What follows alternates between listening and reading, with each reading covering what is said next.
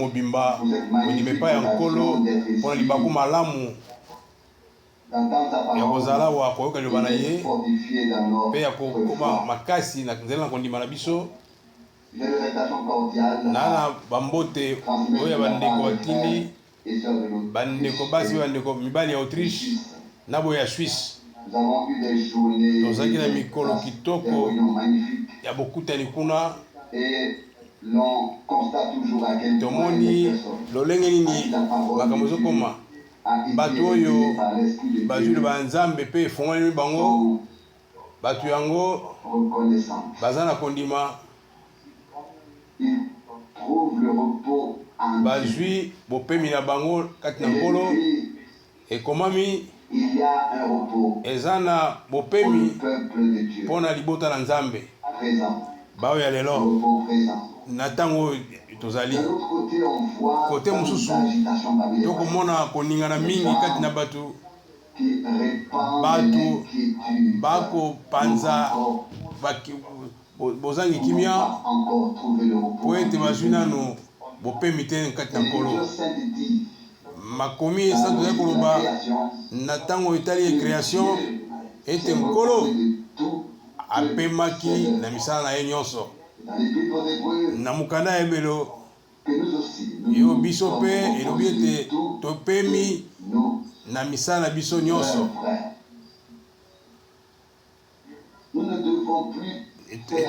Koki su kosala boye te kasi kotika nkolo kosala nyonso mai azali nango ya sepeli kosala. Soki beatitude na biso ezali kodependre na mai yo to ngai tozali ya kosala oyo tokoki kosala mbele moko na biso te akozala na lola. Kasi soki biso totikeli Nzambe asala wana toza na chance monene ya kozala na lola. Na bongo ezali biso te, biso nde tokotondo kasi oyo ye asali nyonso akokisi nyonso na nyonso mpona biso. Ye nde tokozela ye nde asala mosala na ntango na ye. Na ntango bato mosusu bakokosala oyo bakokosala ezali pepe molinga pamba balakisa boye to balakisa boye, basala boye to basala boye, nyonso wana ekozwa suka mokolo moko.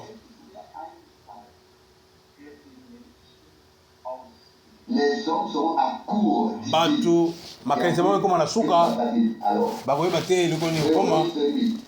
Esengo na oyo azwi bopemi kati na nkolo ote akotia elika na ye mpenza na ngolu oyo Nzambe apesi tina suka. Liboso ete totala makambo oyo makambo na Nzambe nalingi te koteya na nguya po te liloba Nzambe yango moko deja eza na nguya, yango moko eza na nguya. Biso toza so na ntina te ya kotia lokola te nzoto na biso eningana susu. Yango liloba Nzambe eza lokola mbeli ya minu mibale, eza lokola marteau ekobuka mabanga. Yango nde koloba eloko moko. Na ntongo lelo nazwaki apele moko ya ndeko moko mwasi oyo mwana na ye azali kobela, azalaki na maladi ya kokweya ndeke. Ayaki elingi lelo mbula 3-4 mwasi mipesi na nkolo mpe ndeko mwasi oyo ayaki susu losambo te banda ntango ya makambo oyo wana eza kolekela ye. Me kasi lelo akoki kosupporte te, ye abengi alobi ndeko Frank ezala mpona yo ezala mpona biso, ezala mpona bino, ezala mpona ngai. Biso tokoya lisusu, toleki makambo ebele biso, totamboli bipai nsima makambo boye, nsima makambo boye. Me nalingi koloba ete eloko moko nayebisa yo, ntango yo obondelaki mpona mwana na ngai, Nzambe asali miracle na ye, bikamwa na ye, tina ndenge ete abikisi lelo ayoka so pasi ya epilepsi wana te. Nkolo azali sembo, azali mpona oyo akobondela te, me mpona akondima. Yango nde makomi elobi, baoyo bakondima botala bikamwa bikobila bango, bakobila baoyo bakondima, bakozala fortifi, bakondima. Tondima kati ntango tokobondela na motindo ete Nkolo andimisa liloba na ye. Lelo tokotala makambo ya mabomba misambo na bapage oyo ya suka. Tokotala bapage oyo mokwe, nakotanga yango, natangaki yango mikolo toleka, namonaki makambo mosusu wana, makambo mosusu ekotuta biso awa. Yango ezali na motuya mingi mpona biso, tokosala yango ntango nyonso, kokokana na maloba ya Nkolo. Eza na liloba moko te oyo euti na Nzambe ekotisa biso te kati na Nzambe, na liloba Nzambe. Liloba nyonso, mesango nyonso ya Nzambe ekouta na liloba ya Nzambe. Sango nyonso ya Nzambe ekozongisa na liloba ya Nzambe. Esengeli na biso kotala penza soki tokoki kotia liloba oyo makambo liloba. Lokola nalobi tokotanga basitation ya ndeko Branham, liboso ya kosala nakotanga Lévitique 26 verset na ye 42. Lévitique 26 42 na ye elobi, verset 42. Je me souviendrai nakobanza lisusu de mon alliance na boyokani na ngai avec Jacob. oyo nasalaki na Yakobo. Je me souviendrai de mon alliance avec Nakobanza Isaac lisusu oyo nasalaki na boyokani nasalaki na Isaac, et de mon alliance avec mpe Abraham. na boyokani na ngai na Abraham. Et je me Mpe souviendrai nakobanza lisusu du pays. na talo Pour l'instant, mpona ntango oyo, na ntango mpenza Dieu a Kolo conclu une alliance avec aye Abraham, kosala boyokani na Abraham, une alliance asali avec Isaac, na Isaac, une alliance boyokani na avec Jacob, Jacob, et ensuite mpe na sous nsima Moïse, na ntango ya Moïse, avec alliance Israël. na Israeli mobimba, boyokani na Israeli mobimba. Et lorsque en ces jours, Mpe na ntango oyo ya mikolo nous oyo sommes invités à tobiangami nous présenter devant le ya Seigneur kotelema liboso na Nkolo en tant que peuple lokola de son alliance, libota ya en boyokani na tant que ye, personnes lokola bato avec lesquelles il a fait na banani oyo asali boyokani, alliance, asali boyokani.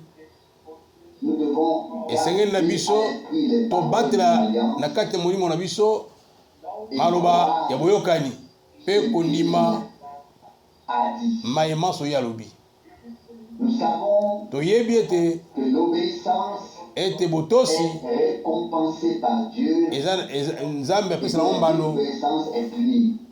me moto atosi te azwaka Et nde lorsque nous mbano. lirons tout à l'heure le Toyebi livre des ntango Sceaux, tokotanga mokanda ya et baso aussi ya le mabombami Deutéronome mpe tokotanga Deutéronome 29, nous devrions peut-être lire tokotala lisusu ici du livre des Sceaux, kotala psaume la page, na mokanda ya baso oyo, mokanda ya baso, mokanda ya mabombami je vais dire le verset 20, la page na 327. page il est 327 écrit, ekomami,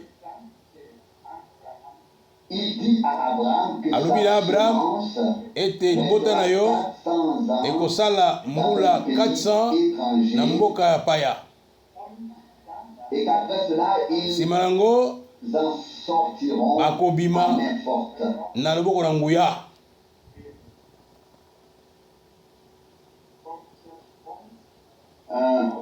Wana Un petit saut. mwa tosote Dieu moke n'oublie rien, il n'oublie ni nkolo abosanaka eloko te, abosanaka ata boyokani na ye te, il restera fidèle akotikala ntango nyonso sembo na bilaka na ye.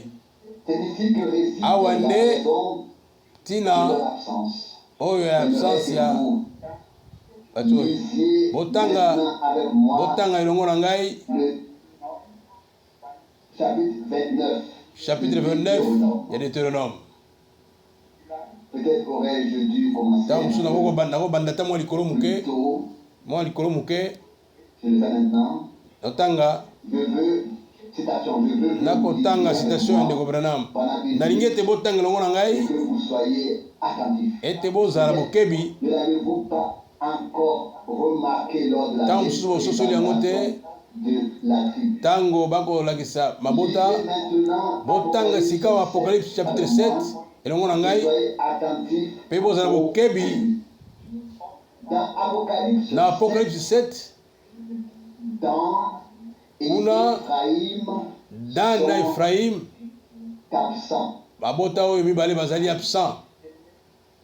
Ils ne sont pas énumérés parmi les Awa autres. batangami te lokola mabota Avez-vous mosusu. remarqué? Bososola yango. Dan et Ephraïm Dan na Ephraim ne sont pas là. awa bazali te. En revanche, Joseph Kasi et Lévi ont Joseph été insérés à na leur mosusu wana bazaki kokangama na kati na liste oyo yango bakoti na liste oyo. Pourquoi? Joseph na Manassé.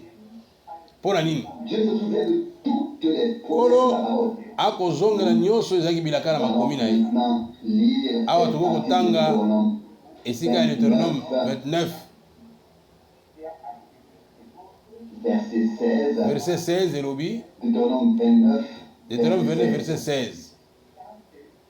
Donc les versets qui ont été indiqués et plus Baverso oyo verset 16. etiamaki surtout mingimingi yo Vous savez 16 vous-même comment Oui, nous bino avons moko. habité dans le pays d'Égypte, comment lolenge nous nini avons baboti na biso passé bamei na les mboka na nations que Egypte, vous avez ndenge nini tokatiaki bamboka oyo nyonso tokatiaki. Verset 17 et Verset 17 elobi leurs abominations et leurs idoles tomonaki mabe na bango d'argent et d'or qui sont chez basali eux. nzambe ya wolo mpe ya Il n'y ait parmi vous ezala te kati na bino ni homme ni femme, mwasi to mobali famille ni to tribu, libota dont le cœur se baoyo détourne motema na bango au mobimba du Seigneur, babongoli na notre Dieu, batie nzambe mokongo aller servir mpo ete les basalela dieux banzambe mosusu, de banzambe ya bapaya, ces mpo ete basalela banzambe mosusu, nations. banzambe ya bikolo mosusu. Ça c'est le point 1. Wana likambo na liboso. Voici le point 2. Tala likambo na mibale La suite du verset 18 qui Verset 18 se trouve elobi, parmi vous. ekutana te kati na Il bino, ne se trouve pas ekutana te kati na parmi vous, bino pardon, de racines qui produisent ba mosisa oyo de l'amertume, ekopesa amertume comme ici lokola awa boye de la plante est donnée, Kombo ya nzete epesami, et la sainte comme fruit, enceinte lokola mbuma aux traductions du poison et de la mauvaise herbe. yango nde ekopesa poison. Le verset 19, plus personne Verset 19 en elobi, entendant les paroles mutu moko te na koka liba nzambe glorifie ensuite amitombola dans son cœur en amitia pensant, motema na ye kokanisa bien, ete solo les choses iront makambo kotambola malamu mpo na ngai, atako natamboli mabe, atako natse motema na ngai mabanga, ekozala na ekozala na tina soki irriguée et la terre sèche. mabele ekokoma malili mpe mabele ekokauka. Allons d'abord ici. Totali malano awa Deux choses biloko mibale sont dites oyo elobami awa. ici. La première, Eloko liboso Israël ete nkolo na Israel pas d'autre Dieu. alingi nkolo mosusu Et te. la seconde, Eloko mibale ils ne doivent ekoki te pas kozala laisser atika te ete na kati na bato ya Israel musisa na oyo nzete bololo nzete na mertime musisa na mertime ezala te biloko mibale oyo etiami na niveau moko sima bokebisi oyo ya bato oyo moto akobanza na ye moko ete soki ayoki maloba oyo ya boyokani ete nyonso kotambola bien mpo na ngai te nazali nasi napambolami moto akomikumisa ete nazali malamu nazali na esengo yo na ngai mbala boni bato ndeko Branham alobi awa ete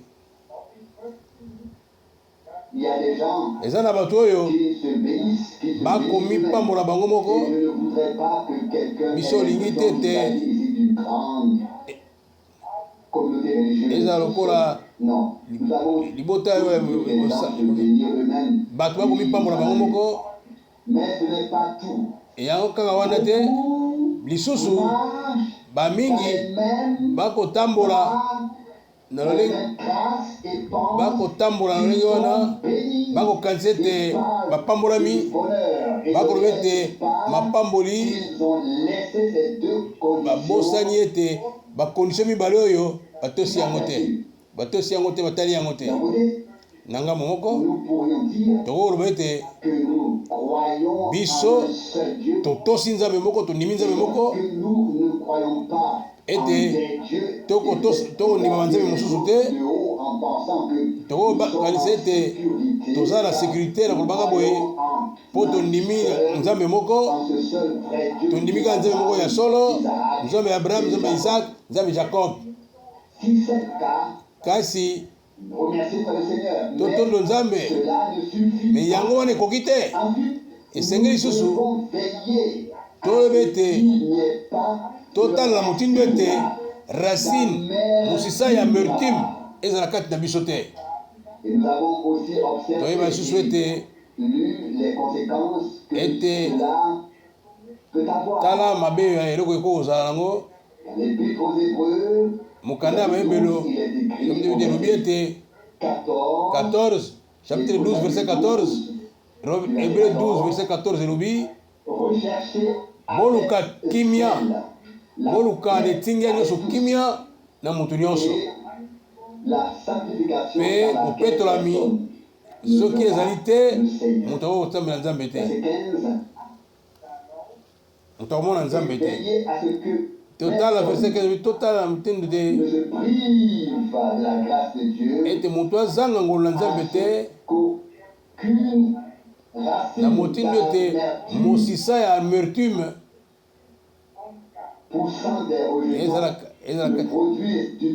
ekotisa mobulu ekotisa esala mabe ete bato ebele babebisama na yango esengeli kaka te komitombola toza na message tozali boye toza na liloba nzambe koyeba ete ngambo esusu kondisio wana mibale esengeli ete etosama soki etosami te bakondisio mibale na bapromese ebelebele ya nkolo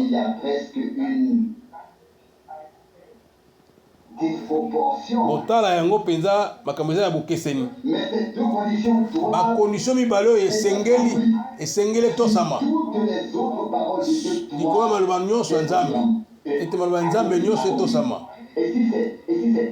soki ezali ete soki bakondisio mibale etosami te tokoki komipambola biso moko tokoki komikumisa biso moko tokokanisa ete toza na kati ya solo ete toza makambo ya solo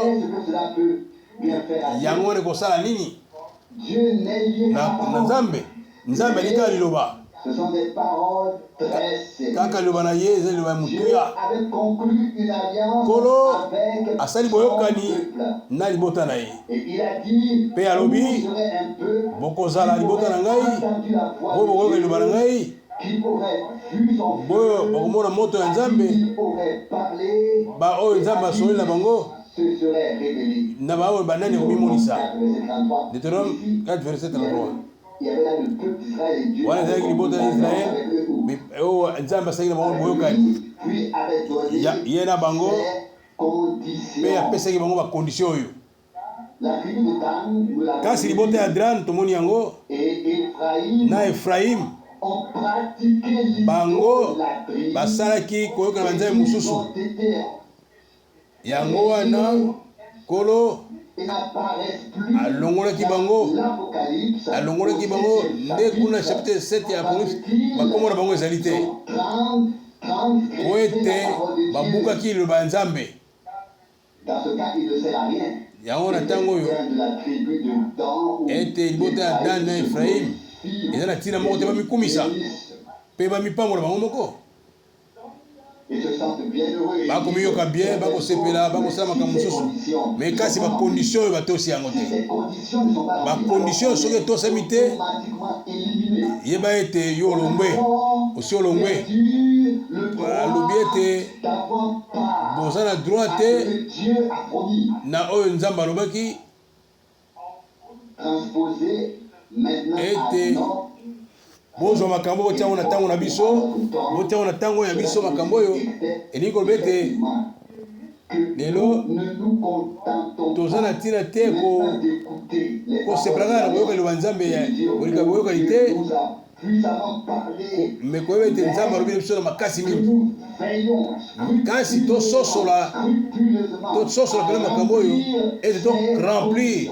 tokokisa bakondio mibale oyo que nous ayons Été. tout ce qu'il faut tozwa mayemanso ekoki na biso kati na malakisi dans la connaissance kati na boyebi Genèse, nyonso koyeba Genèse ti Apocalypse 22 22 et que ete nous n'enseignions pas tolakisa kaka te lokola la méthode traditionnelle. ndenge ya bato mosusu komesela mosala ete kolo amilakisi epa na biso Que nous proclamions okontre biso partout. totondo be tokumisa be est répandu. doctrine oyo etamboli mokili mobimba Qui est répandu partout. malakisi epande mokili mobimba Dit alors, si Tolo on ete. le fait, nous sommes alors soki automatiquement tosali yango disciplinés, car tout homme qui vient à mutu Dieu nyonso oyo epa na nzambe enseigné par Dieu nzambe nde azotangisa ye inséré dans son plan mpe nzambe akotisi ye na mwengo na ye bien. malamu Et nous soki avons biso accompli la première partie tokokisi et que nous eteni ya avons liboso ete biso rempli par la grâce de Dieu et que tokokisi eteni ya liboso na ngolu na nzambe tu t'es révélé à moi. omilakisi epa na biso ya nzambe Et nous reconnaissons clairement tondimi solo ete la parole na nzela et liloba l'esprit na molimo toutes les prédications ete ekozwa Dieu s'est révélé maloba nyonso ya nzambe oyo amifungoli epa na biso eloba na biso et nous te biso glorifions Tokomitondola. Dieu en disant tokomiloba ete Seigneur, cela nous Nkolo. est précieux. mayebi eza na motuya mpo na Nous biso n'allons plus jamais tolingi lisusu te le donner. tolingi lisusu te kozanga kasi Mais alors ne pas être attentif kasi soki kokebe ezali te na likambo oyo et tolérer qu'une racine d'amertume ete kondima ete mosisa na matime ekota alors être comme l'absinthe. ete ezala lokola sainte Lire ete eloko ya bololo mbundo ya bololo goût amer, ete ekotisa bololo comestible, eza su malamu te kolia consommable. ekoki su te kolia Le repas eloko ya malamu préparé. eloko oyo eloko malamu Plus à rien.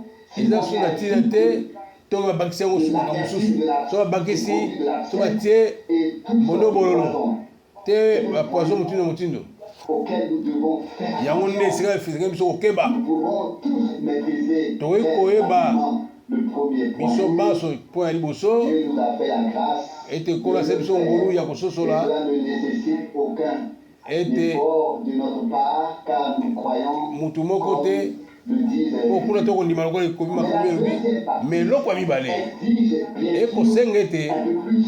ekosenga mingi koleka Si autrefois, soki mbala mususu Dieu avait appelé bato ya libota ya nzambe nzambe abengaki être éliminé, soki bango bakoki kolongwa na molongo qu'elle ne remplisse po ete pas batosaki les te conditions. bakondition Et oyo plus tard, ete yango wana na apocalypse 7 lorsqu'on fait ntango le bakosala compte à la fin, kote ya et bakombo qu'on libère, bakotia bakombo ya suka na mokanda fait grâce, na baoyo nzambe apesi asali ngolu ne sont tala te balibota mibale bazali te batangami te batangami te de la peine à sortir. po na ntango bobimi bazalaki wana kasi na suka ntango nzambe ayi kotala bato bazali kuna susu te awa eli koloba ndeko brahima alobi yango malamu alobi ekozala esengo nini mpo na yo mpe mpo na ngai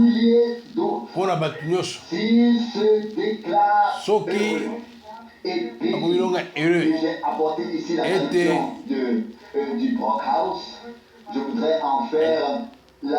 eyi kotanga dictionnaire oyo naza nango awa l'écriture est un peu conservée petite.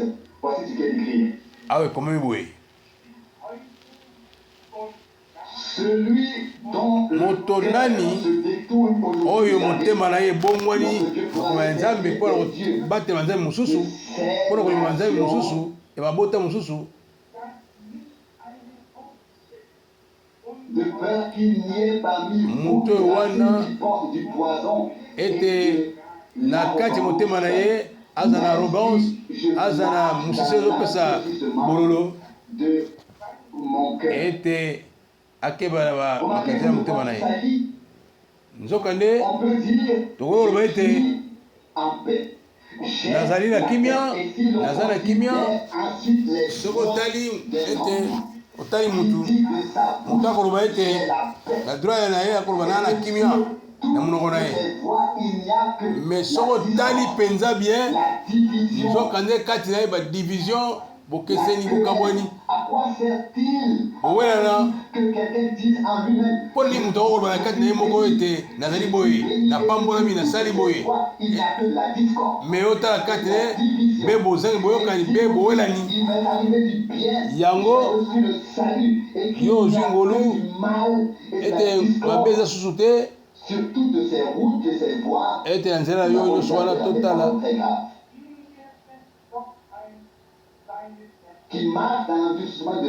bakotambola na kotiaka motema makasi dictionnaire oyo elobi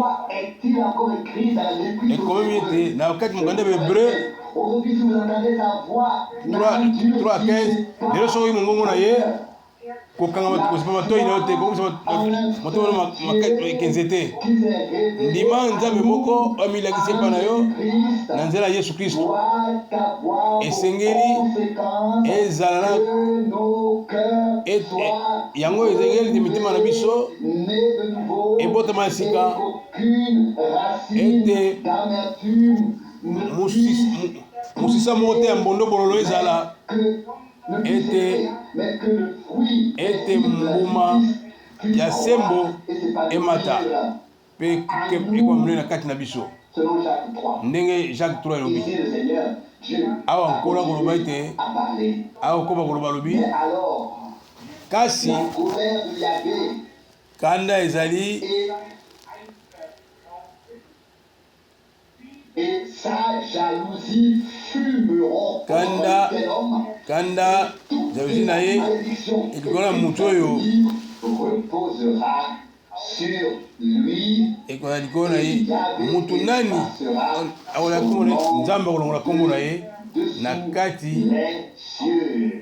kati ya lola lokola ekomami na verset 19-20 totanga Deutéronome 29 boyi boyebi bokoki kotanga bokotanga na mokando ya 7 so à partir déjà 324 pages lokoyeba eloko nini ekosengela awa ezali mpona ba totiango mokoloto koloba eloko nini nde koponami koponami nzambe nde akosala likambo kotala biso te kotala te ekodépendre na biso te kotebande na Nzambe esengeli biso kaka kondima na motema mobimba ete toponami oyo aponami akotikala mpe na nsima liloba akotikala mpe nsima na liloba awa ndeko Branham akoloba na ndenge na lini mibale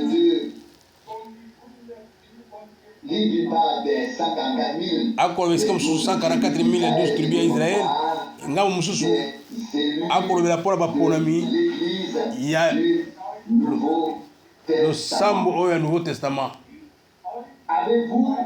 bokoki komarke likambo oyo ete so otangi Nouveau Testament okomona ete ata Pierre ata Jacques ata Jean moko na bango te alobi ata mbala moko kombo oyo épouse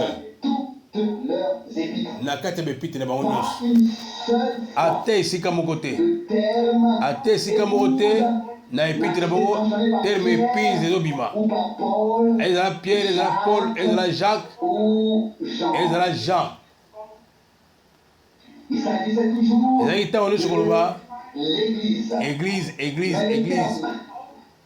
mais kombo élection prédestination maye ekoti mbala ntango nyonso eza komonana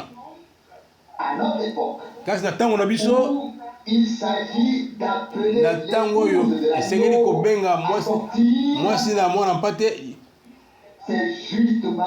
awa nde kombo wana ya mwasi na libala eyokani na kati na Biblia na mokanda ya Apocalypse ekomami ete Apocalypse 21 verset 9 elobi ete mwasi na libala na mwana mpate ete na suka awa na suka mwasi na libala aya kobimela atelema lisusu so totangi makambo na mokanda ya Jacques Pierre Jean na bepite na bango eloko wana eza koexplike eloko moko awa na page 304 ba 144 000 juifs baponami na Nzambe yango bakogumama te liboso na nyama mpe liboso ya eloko moko te eloko nini yango litatoli nini oyo baoyo ya nkolo bakogumama kaka liboso na nkolo mpe liboso ya liloba na ye bazali na bana koboya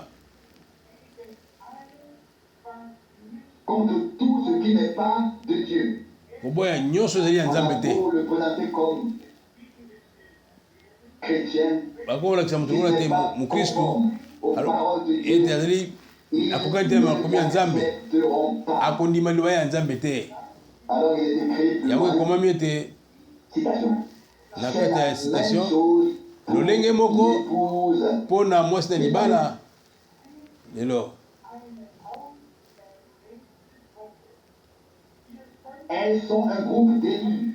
bazali bololo ya baponami okoki kopesa okoyebisa bango te basala makambo bako kosala te mpo bakondima yango te bakosala kaka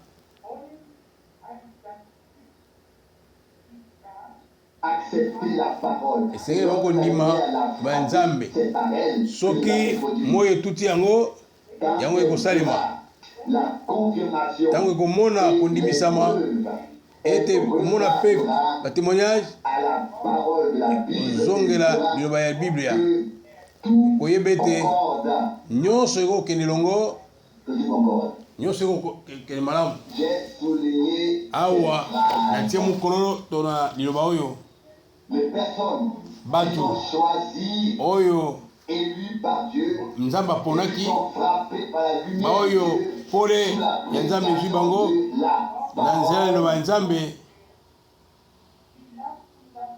ne méprisent pas la parole bango bakobwakisa liloba te pour ensuite se lancer dans une po te fantaisie. nsima Mais comme babikotela makambo ya pamba elle regarde bakotala dans la parole de la Bible et reconnaissent bakoyeba liloba ya biblia bakoyeba ete nyonso wana ezali mpona malamu ya ba ça c'est ton chemin et le mien avec oyo ezali nzela na yo mpe nzela na ngai na si nous kristo revendiquons soki biso d'avoir été choisis, tosengeli na nzenga ya nzambe par lui.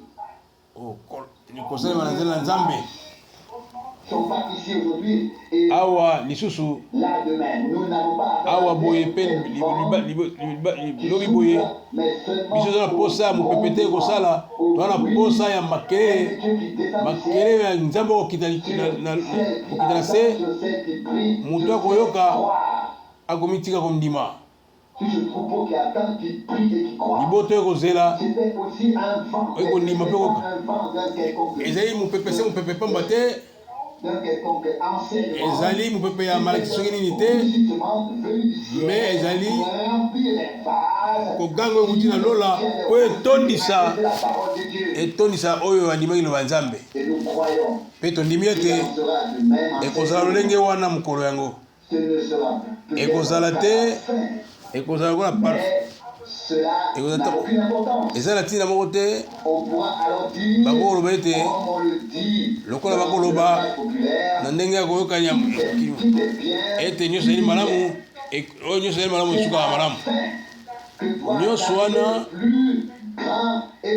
mpo na kotala nkembo ya nkolo soki nkembo ya nkembo ezwi nkembo ya nkolo ezwi batemple motu oyo akomela suka ntango azalaki mobimba sili moto mobimba sili tokotanga yango na kati ya mokanda exode na chapitre na 40 esika elobami ete verset 34 40 verset 34. Lorsque Moïse eut ainsi achevé tout l'ouvrage, la nuée ete mosala nyonso esilaki tomoni kaka niwe epatala nkembo ekotonda esika etondisi na kati ya tabernacle na kati ya mongombo ntango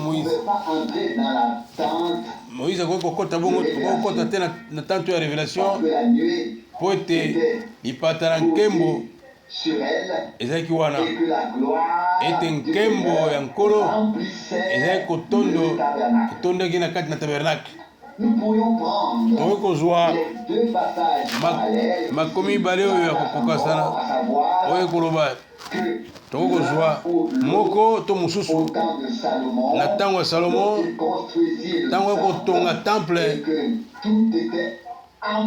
ntango nyonso ezalaki na kati na esika nyonso ebongaki na espace nango nde wana nkembo mpe moko oyo ya nzambe eyaki nkolo ye moko atatolaki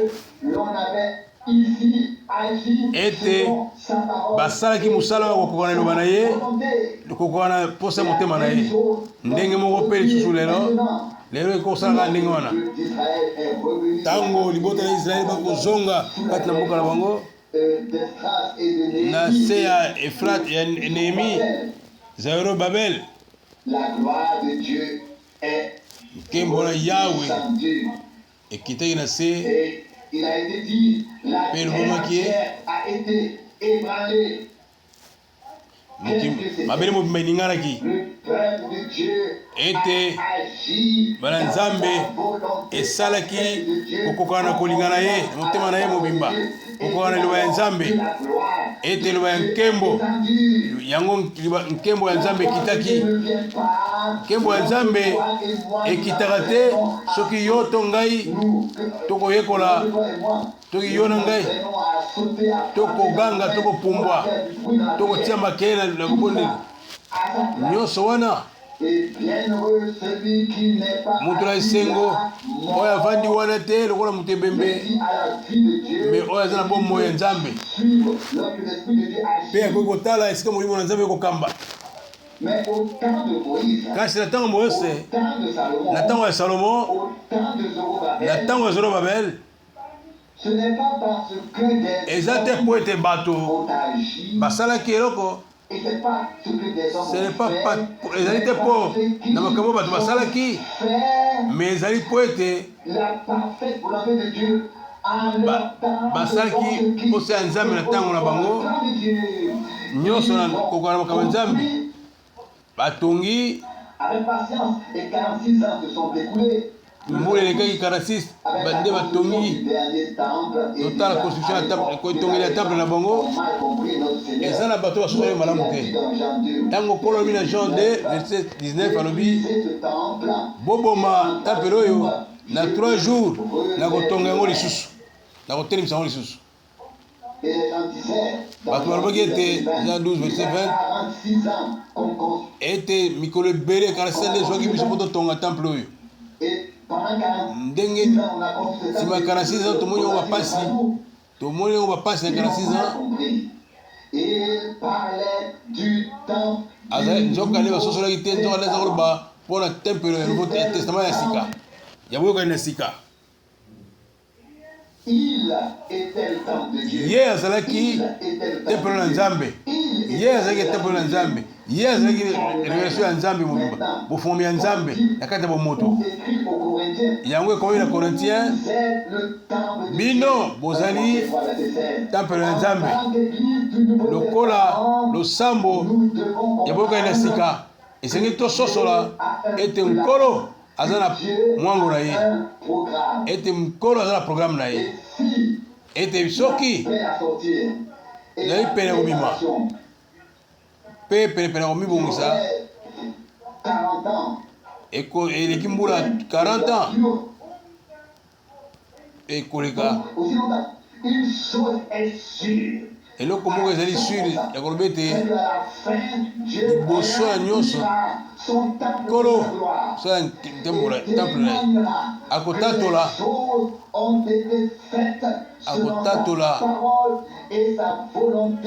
ete nyonso esali kokoka na liloba na ye mpe na volonté na ye moko Nkolo. Oyo mosusu nyonso etikali bakosenga tokosengasenga te. Oh Nkolo oyo ezali mpona Moïse, ezali mpona Zorobabel, mpona nini mpe kozela wana ekotala makambo oyo soki oyebi ete oyo tokozela ntango tokoyeba ete Nkolo apesaki bilaka mpona nini kotia susu moto na biso moko, mpo totia parfum mpe totia moto na biso moko likolo na wende ya Nzambe, lotele ya Nzambe. Yango ekopela te, esalemi na Nzambe te. Ekomelaki ndenge nini bato na mikolo ya Moïse boye bazoki basensoir batiaki moto ebopaya, batiaki moto ya bapaya likolo ya hotel, kaka moto etumbaki bango moko. Esengeli ete na koyeba ete na kati ya bokonzi na Nzambe kosala eloko moko te sans koyeba liloba ya Nzambe, sans koyeba liloba ya Nzambe, sans ke Nzambe atinda yo abenga mpe atinda yo na kosala. Irene azalaki moko ya bato ya Nzambe ya ntango wana, na ntango wana nsima ya batoma Nkolo asalaki abi ete Nzambe asalaka plan lokola maître liboso ete atonga abongisaka plan na ye. Nzambe asalaka nini? Nzambe azwi Moïse na mwana ngomba mpe atalisi ye nyonso esengelaki esalema mpe lolenge nini kosala. Mpe nsima akitaki na ngomba mpe na suka ekomemi ete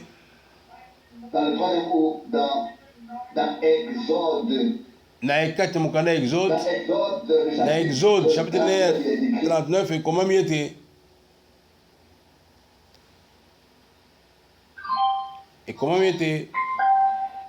l'avait ordonné à Moïse. Nzambe apesaki ningise pa na Moïse ete maemanso oyo esalaki na nzambe ya Israel na verset 49 elobi alleluya mokumu na nkembo kaka Moïse te mpe lisusu bayebanso bakotaki na mosala ya Nzambe na ntango wana bao wana basalaki mosala lokola Nzambe asengaki bango kosala ndenge kaka ayebisaki Moïse kosala lokola ayebisaki Moïse kosala ndeko Abraham lokola Nzambe abengaki ye elobelaki na ete lokola basili mibale epesamaki Moïse yango mpe basili mibale epesameli yo mpe William Branham bao nde bakondima te soki bandimi yo ya liboso te soki ya mibale bandimi ya liboso te bandimi ya mibale eyi koloba nini kaka Nzambe moko wana oyo alobaki na Mose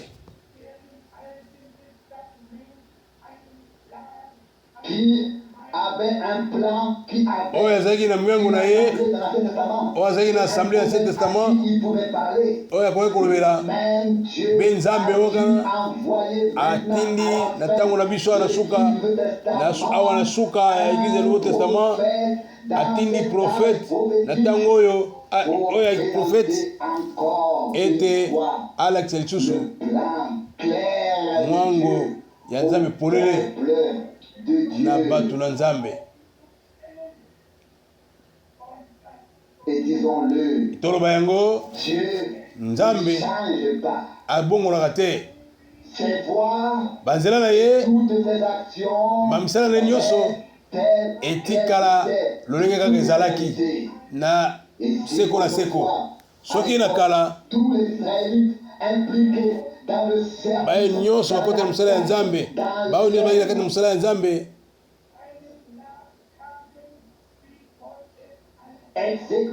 basalaki mosala ya Nzambe lolenge kaka ye asengi basala ayo na mituni motuna ete lelo lisusu nani sikoyo aza responsable ya baconfusion ya batrouble nyonso tokokota kati nango sikawa ezali bato oyo bayebi makambo ya Nzambe ata moko te babengami na Nzambe te mutu na mutu akosala oyo alingi kosala mutu na mutu akomimona akomipambola ye moko akomilobela makambo na motema na ye akosala makambo kwa ndenge alingi na ndenge bango balingi yango Juge 21-25 po ete likambo yango ekozakisa mpe ya mutu te ekolakisa mpe ya mutu te otelema mpona kofungama lipa ya mosala ya Nzambe liloba na Nzambe oyo akopesa Matthieu 23 elobi verset 2 baoyo bavandaki likolo ya chaire ya Moïse bapharisien mutu moko ayebaki te mayo Moïse azali koloba nakotanga lisusu natanga so verset oyo Exode 39 verset 42 exactement lolenge Nzambe apesaki alobaki na Moïse mosala nyonso esalamaki na baisraélite basali mosala nyonso wana ntango Nkolo atindi Moïse kotala oyo nyonso bango basalaki ete Moïse asalaki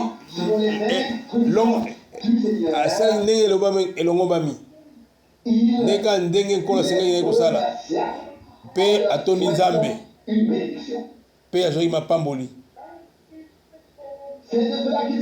yango wana nde esengeli lelo ezali kaka te ete tomipesa bakombo ete tosala ndenge tolingi kasi misala na biso lelo esengeli ezala na lolenge na maye Nzambe asaleli biso oyo ekokani na bapromese na ye pamba te esengeli ete baprofete esalema lolenge ye asengelaki ete Mose asalaki inspection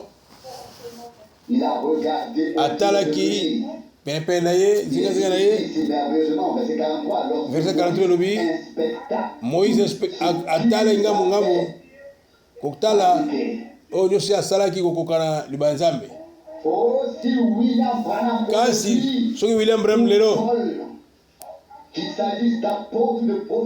ezala baprofete mpe bapote soki lokola moto akoyoka na kimia lokola moto akoyoka na kimia mpe akoyoka mboka na mboka akotelema akoyemba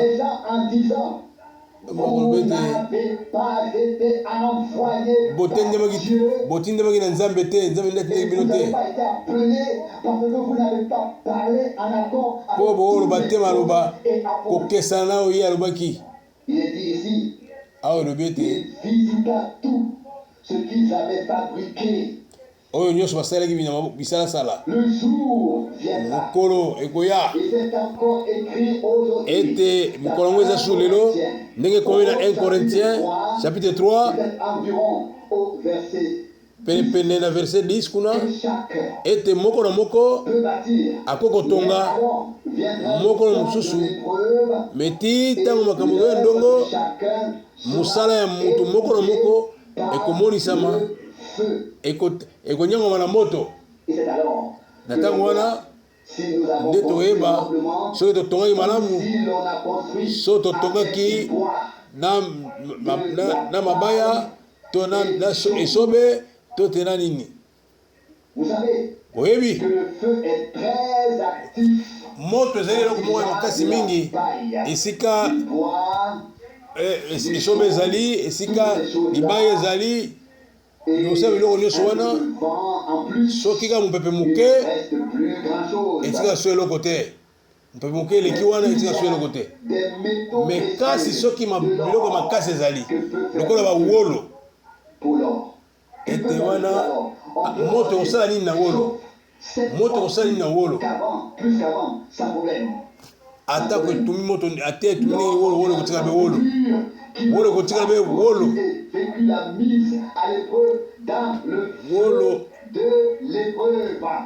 wolo to tie na kati na moto ndenge nini meye akotikala wolo lelo liba Nzambe ekoloba mpona bato oyo bakozwa Biblia na maboko mpe babande so koloba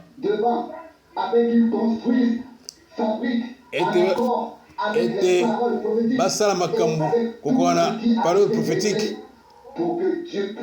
po ete Nzambe andima yango apambola po ete Nzambe akitisa mapamboli na ye na tanga lisusu ete efongolinga miso sika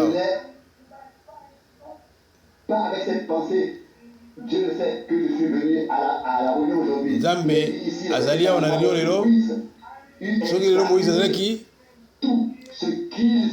mayemanso basalaki pembeni nyonso wana oyo bandimaki ke bazali likambo bakatiki basali yango malamu kasi Mose asalaki kokokana oyo Nzambe atinaki asala oyo Nzambe atinaki asala elingaki nini elobami te ete na ndenge Moïse asalaki Moïse nde asali boye bango nyonso bayebaki ete Nkolo nde alobaki na Moïse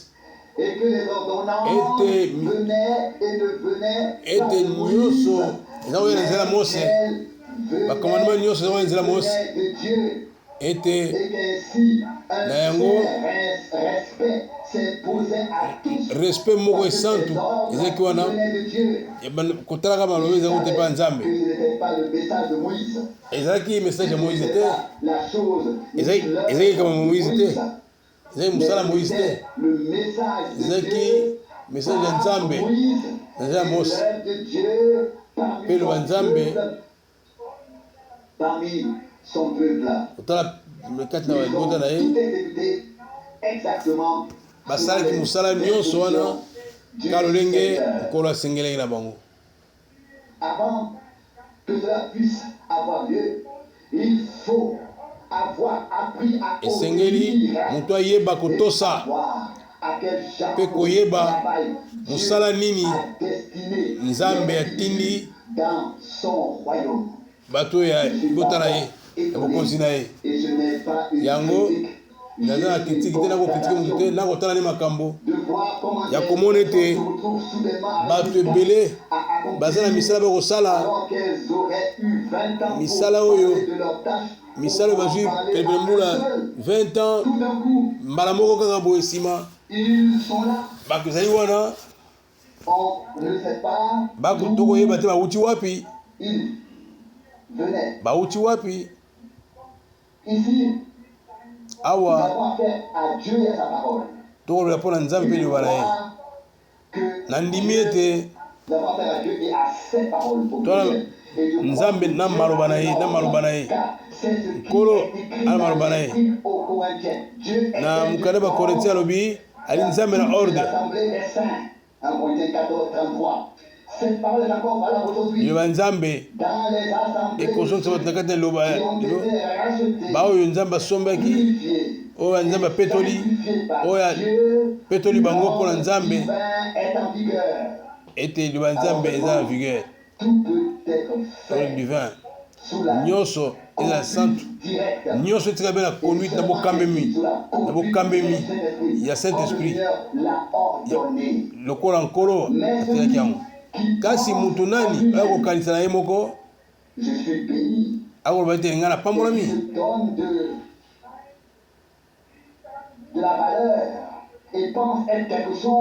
lokola eloko moko po ete mutu moko otala likambo oyo okomona ete botala makambo oyo tolobai mpona ekotika eloko moko malamu te esika arrogance ezali esika racine ya amertume ezali mbondo bololo ezali eloko malungu ekotikala wana te ezali wana bokabwani yango nali kosulie esika oyo koloba ete makambo oyo etali baponami citation eloba soki okomona kondimisama ya likambo ete esalemi na ndenge ya biblia kososola ete nyonso ekokokana mona ete na ntango mose bazali kotala kaka kokoma kaka biblia kasi monso wana bo nyonso baza kosangana esika moko mutu na mutu azalaki na mosala na ye na mosala na ye ndenge ya famille mpo ya kokokisa kosala mpona kokokisa misala nyonso ya ndako ya nzambe nzambe atie bamisala na ye na kati ya losambo na ye kasi losambo ezali nzoto moko ekoki te kokatana te kozala biteni te ete moko azala mosusu moko azala abenda boya batukambo abenda bato ya ozala te lokola soki nani kovimba lokola soki nini ezala bato oyo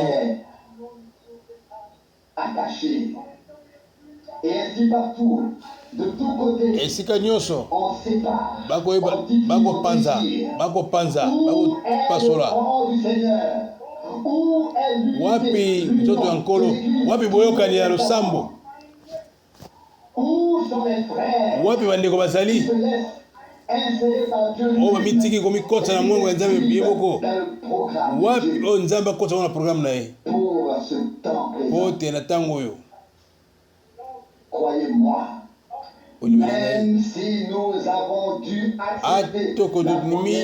tondimi condition ya liboso tondimi déception ya liboso ekozala susu ndenge moko te na mbeli ekozala kolanda susu déception mosusu te po ete tozala susu bato na kondima solo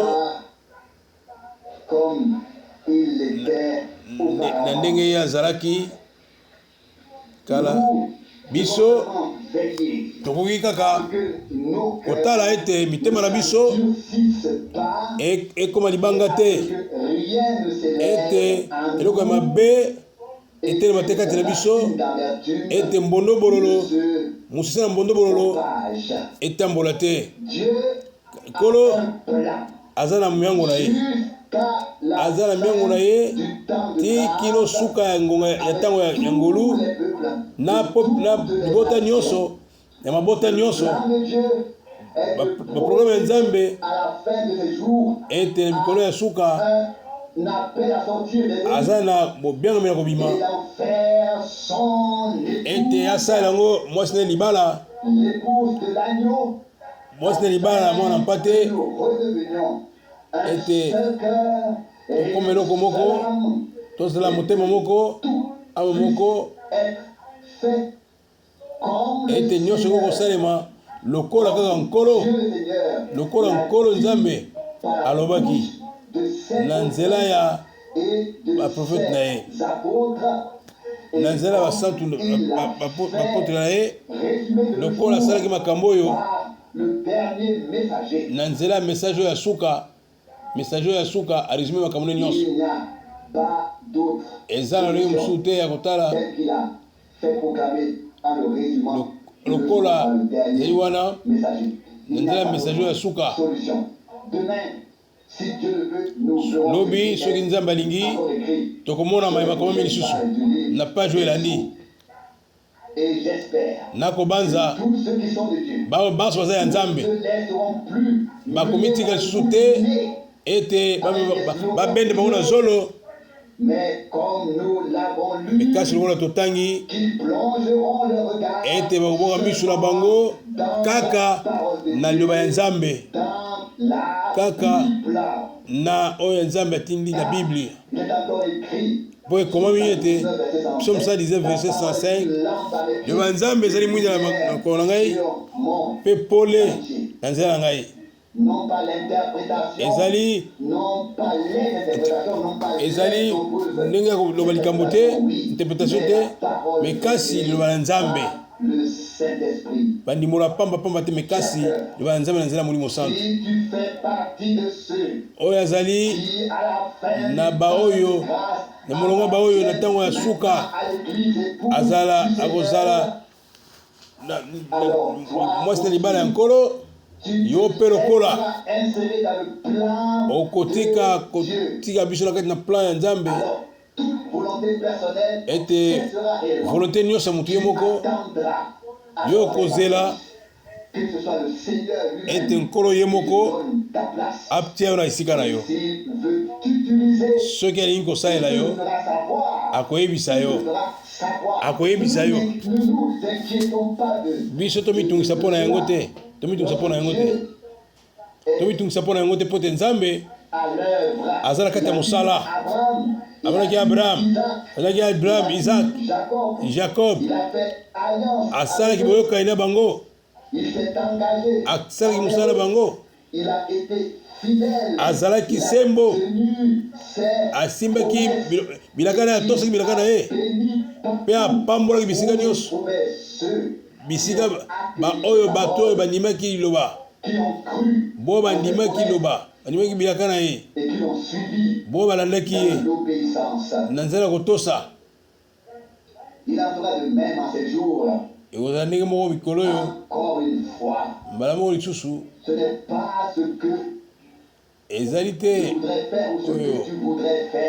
oyo olingi osala to nga nalingi nasala, me esengeli eloko oyo alingi asala ete Nkolo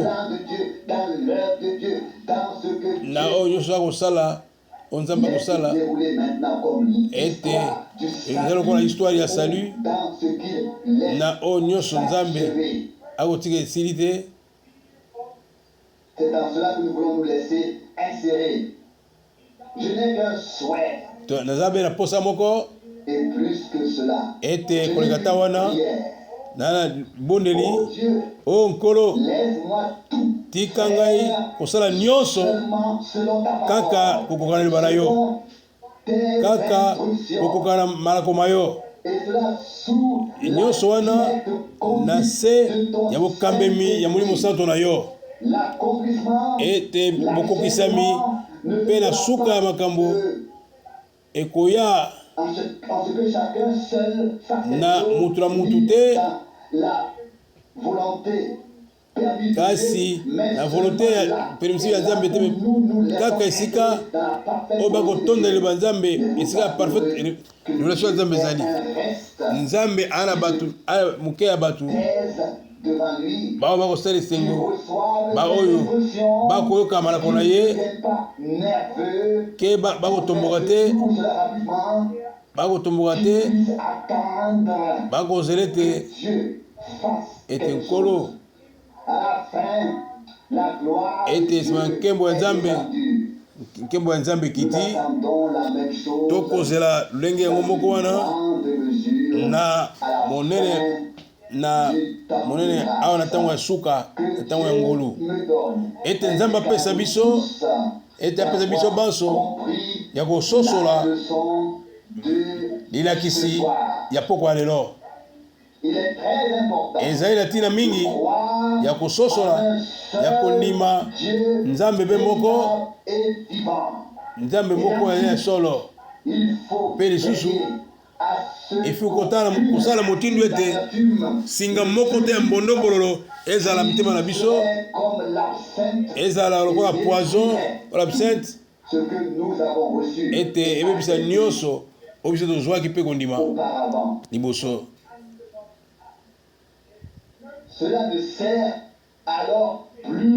Yango wana ezala ntina susu te ekoki kosalema ete bato soki basali keba te ete oyo ekoya sika kozala susu mabe mingi koleka mbala sambo koleka oyo wana ya liboso. Liloba ya Nzambe ezali maloba pamba te kasi ezali Nzambe aloba oyo alingi aokanisa mpe akanisa oyo alobi bozala te ya kolemba botondo Nzambe na mitema na biso mobimba pamba te ye nde ete biso ndeko Branham ye ndeko Branham ye kotala ndenge na mbutu ezalaka nkolo apesi malako na ye alobi ete makambo nini ezali clair bofungwami nyonso ya Nzambe ezali bofungwami ya liloba na ye ete ya wana nzela ya molimo santo. Loué soit le nom du Seigneur. Kombo na nkolo ekumisama.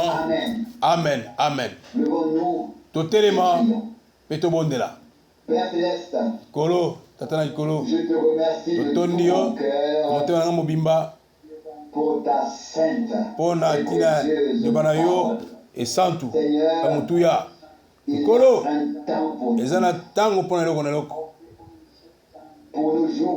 Wana mikolo ya biso mpe ozala miango na yo ozali mpe ntango mpona miango ya biso nkolo kotisa biso banso na programe na yo na plan na yo tia biso wana yo olingi tozala nkolo olingami tolingi ete tokoki kosala nyonso ezali kokoka na liloba na yo kokoka na kolinga na yo kokebela na malako ma yo. Dirige-nous nkolo kabisa biso nkolo kabisa biso molimo na yo pesa biso nkolo malako ma yo